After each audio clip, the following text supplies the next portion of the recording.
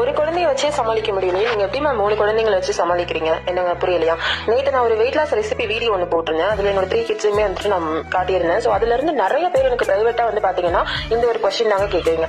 So என்னோட kids பாத்தீங்கன்னா 3 பேருமே ஏஜ் பாத்தீங்கன்னா பிலோ 5 தான். ஸோ அவங்களோட எனர்ஜிக்கு வந்து நம்ம மேனேஜ் பண்ணணும் அப்படின்னா ஃபர்ஸ்ட் நமக்கு எனர்ஜி இருக்கணும். அதுக்கு நம்ம ப்ராப்பரான நியூட்ரிஷன்ஸ் உள்ள ஃபுட்டை ஹெல்தியா எடுத்துக்கணும். ஸோ அந்த மாதிரி நிறைய மாம்ஸ் வந்து பண்றது கிடையாது. அதனாலதான் நம்ம சீக்கிரமாவே வந்து டயர்ட் ஆயிடுறோம்.